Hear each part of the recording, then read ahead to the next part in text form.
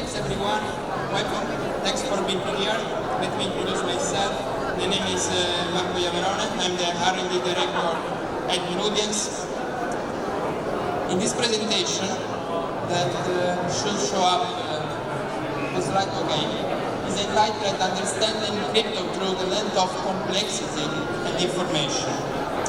The goal of this presentation is to give an overview about the complexity of the crypto market. As not a commercial goal, I'm going to introduce you Nudius, our platform, but from a scientific perspective, not from the perspective of business or commercial, just to discuss first why it is important to look at the crypto market, considering problems related to complexity and information, and then I will jump into Nudius showing how can be used as a tool, in particular for traders, investors, and crypto enthusiasts. So let's start. First of all, why complexity is important within this topic, and what is complexity? Complexity, or complex system framework, is something new from the scientific perspective. It's a combination of cross-disciplinary area which allow to study different phenomena, both natural and social phenomena. For instance, the emergent behavior, interaction dynamics, structural property, no matter if you are studying a flock of birds, if you are studying people at the stadium, or if you are studying social networks. Structural property, for instance, allow you to understand why information spread in a particular way on a social network, just measuring relevant quantities like the degree distribution, like the clustering coefficient, like the best way to move from one node to another one.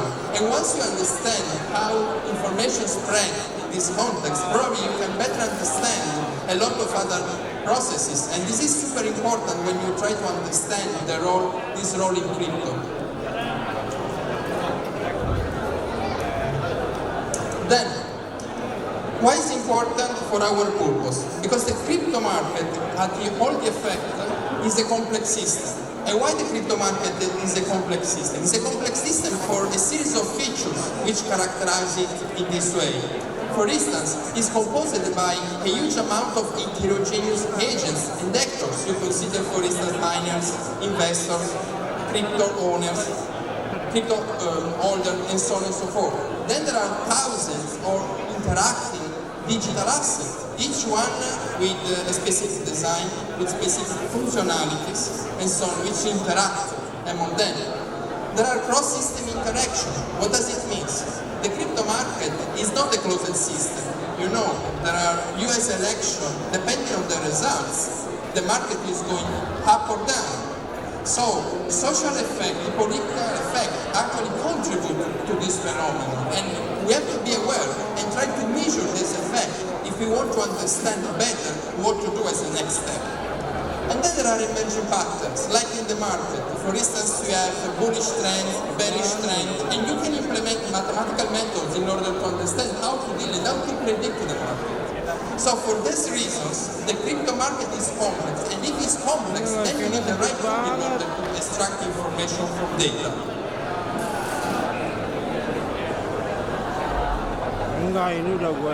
Okay. It's a complex system, we have a lot of data, and to extract information, we have to be sure that we are able to remove the noise.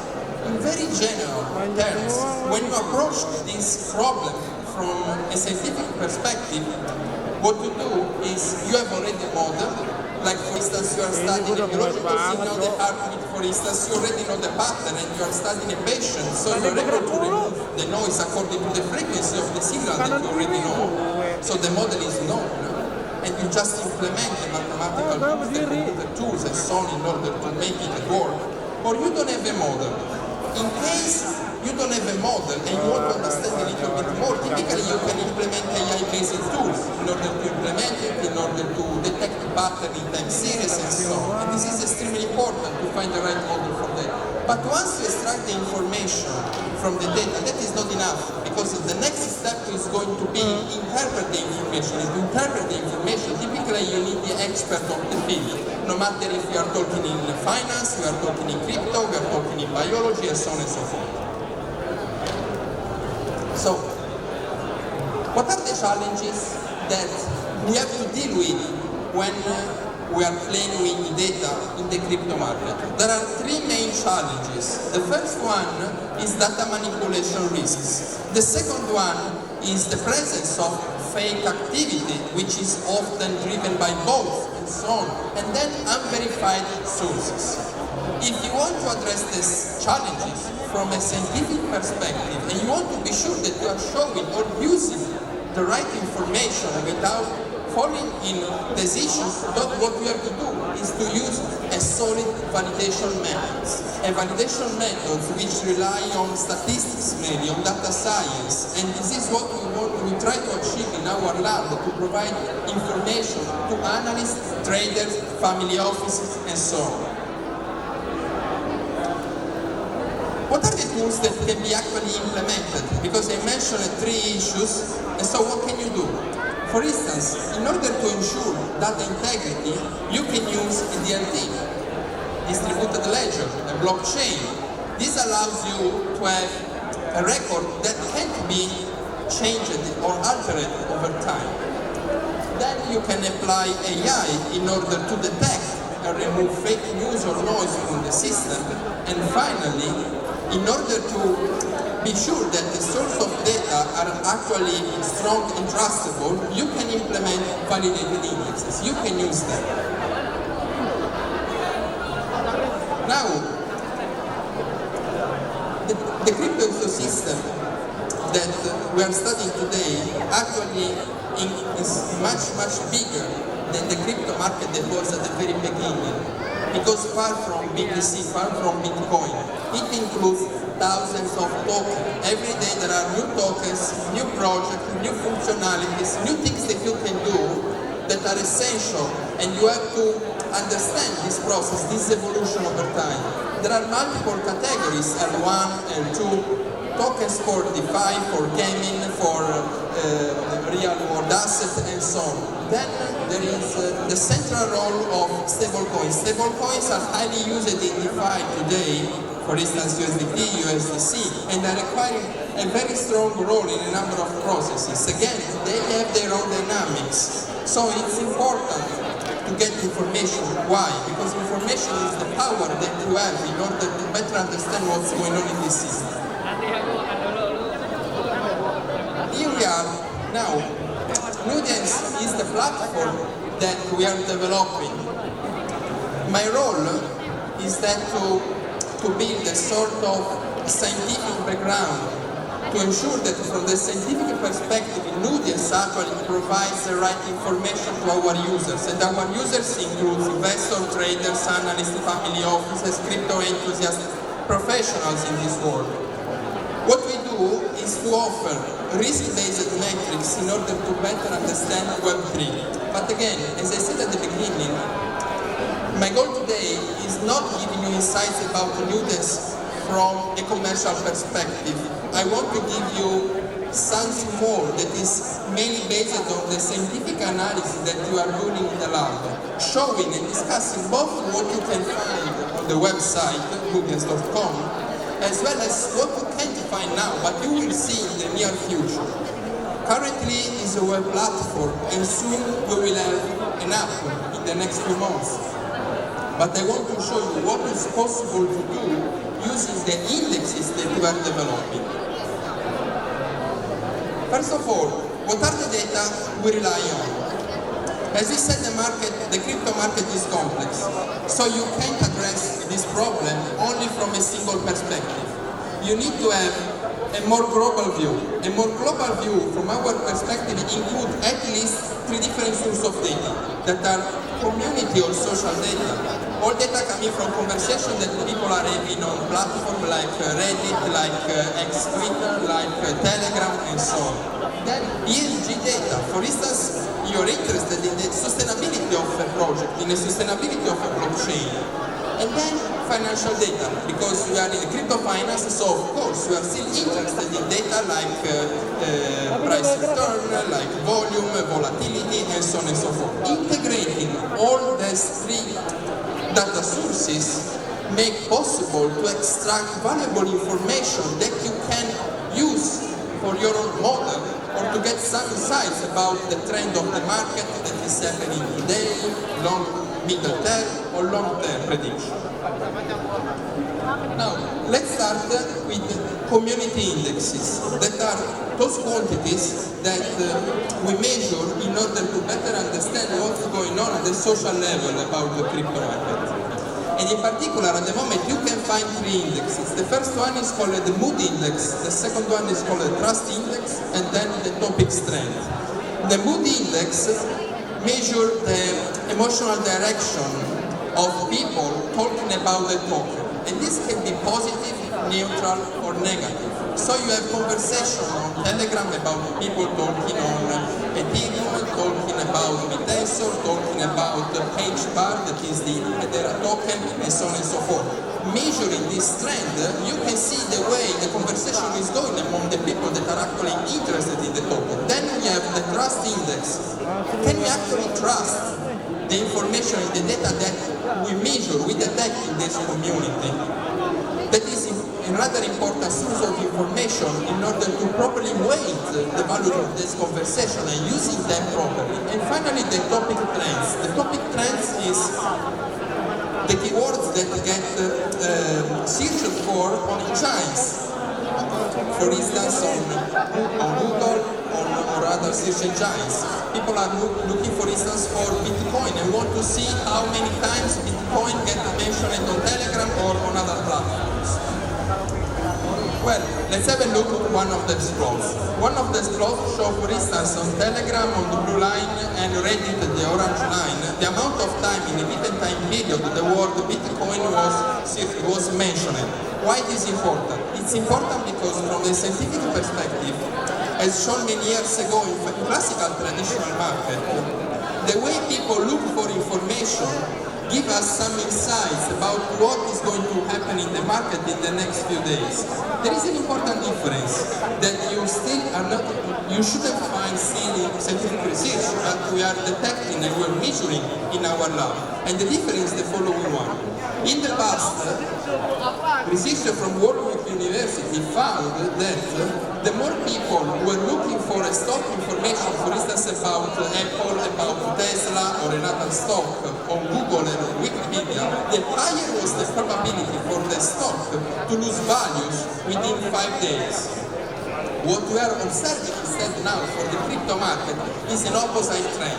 The more people look for a given digital asset or talk about a given digital asset on a platform like Telegram, the higher is the probability that the price will go up in the next few days. So there is an opposite trend. In the first case, it reflects a sort of anxiety around an asset. In the second case, instead, it reflects a sort of interest and enthusiasm. The mood index instead, as I mentioned, measures the sentiment. So one can say, okay, but how this index is actually correlates with the trend of the market? And here there are two plots that you can find on our market report online on Nudius.com, which show the way the mood index behaves during bullish period and the bearish period. The bullish phase, for instance, here it goes from the 10th October 2024 to the 14th December 2024, while the bearish phase this year from the 27th of January to the 13th of April. In both cases, we analyzed about 64 digital assets. Some of them are shown here, and what we found was something interesting. In particular, the mood index has a trend which fit very well the bullish phase in the first case as well as the bearish phase, meaning that when people have a negative opinion about the token, typically the token is not having a good performance in the market. So there is a correlation, probably there is even a causality. I don't want to say too much because when you do science, you want to measure everything. So now it can be just assumption or idea that need to be explored further.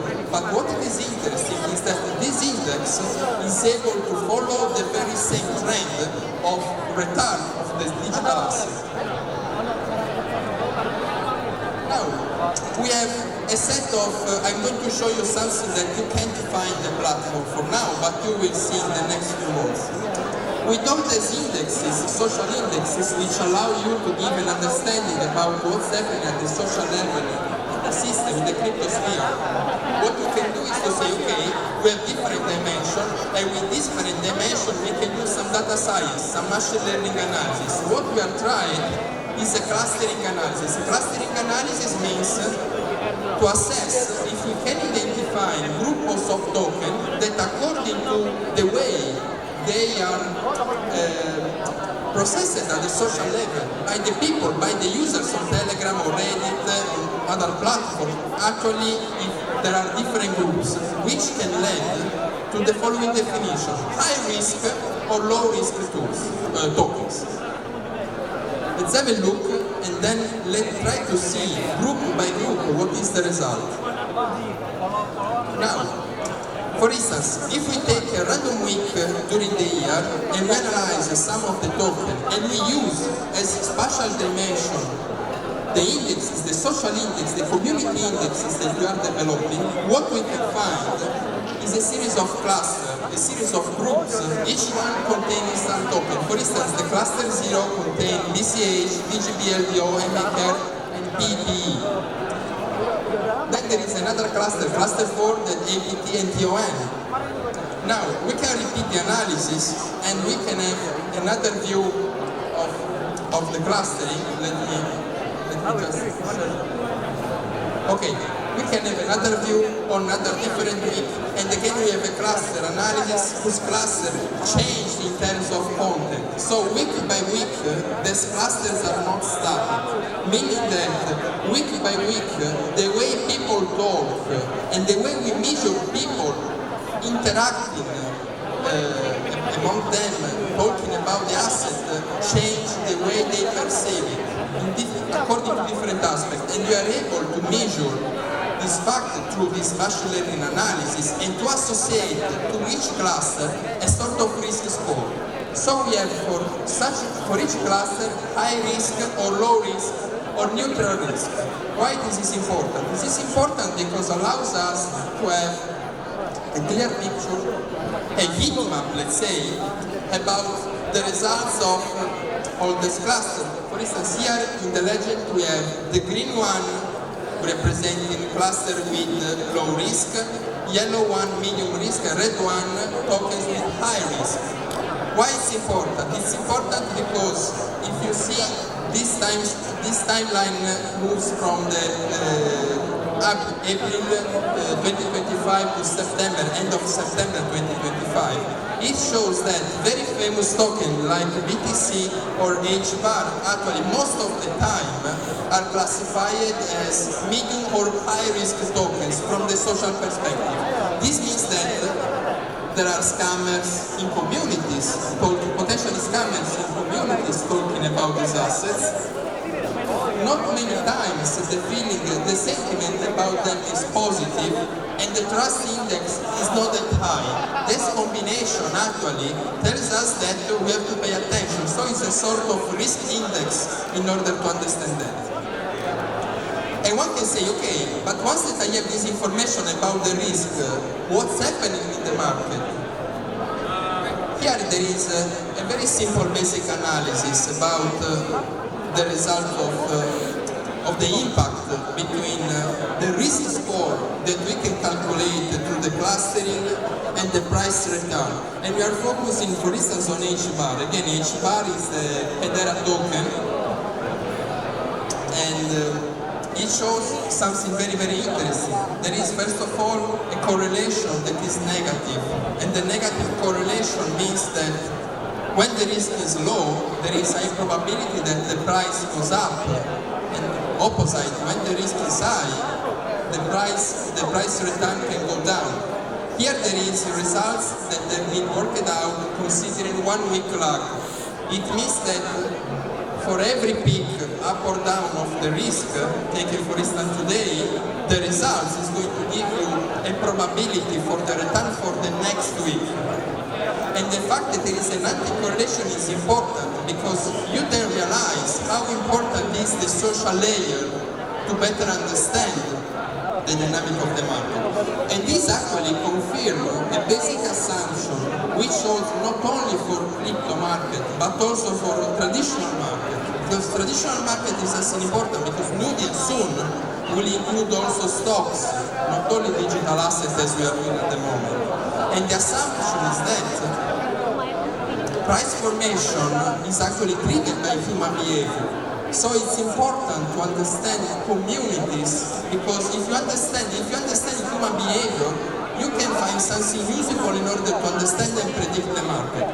And this is one of the proof, obviously. If you check the scientific literature, there are also other authors that are calculating the sentiment and showing how the sentiment is actually correlated with the trend. As I mentioned before, for instance, the way people were looking for stocks on Google or Wikipedia was found to be highly correlated with the price of them in a matter of a few days, and we're measuring the same.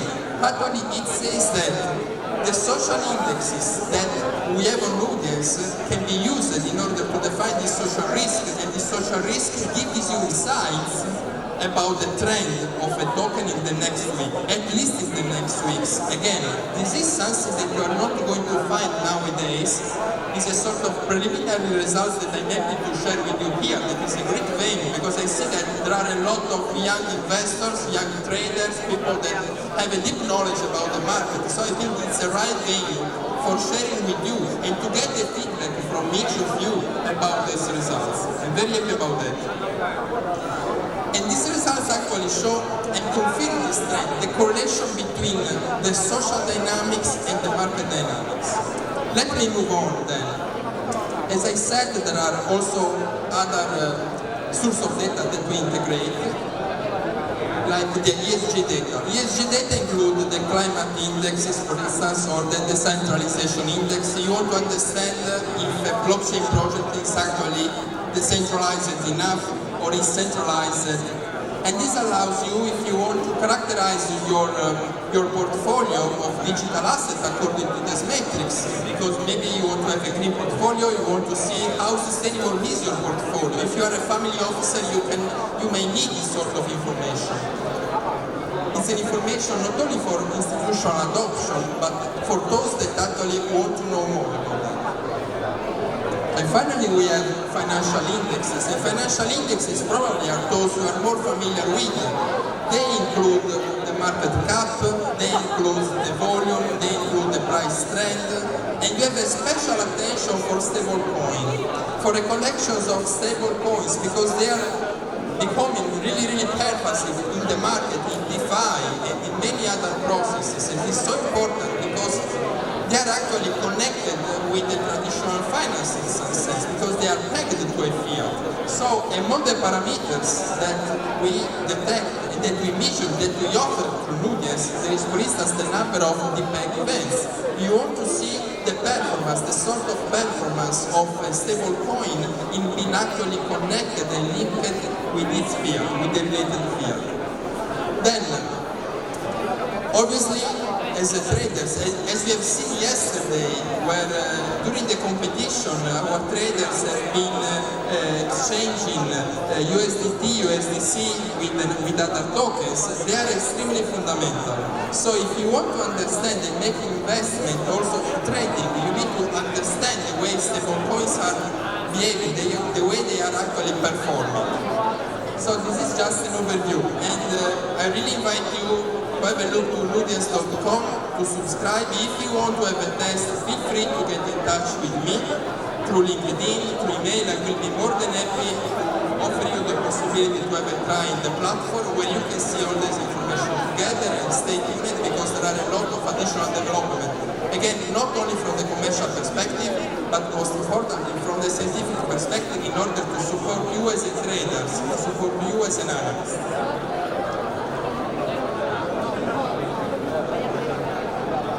Okay, I wish to thank you for your attention. Again, I will be here around if you have any questions, and thanks again for being here. It's been a pleasure also this year to attend this amazing conference, and I wish to thank also the organizers. Thanks again.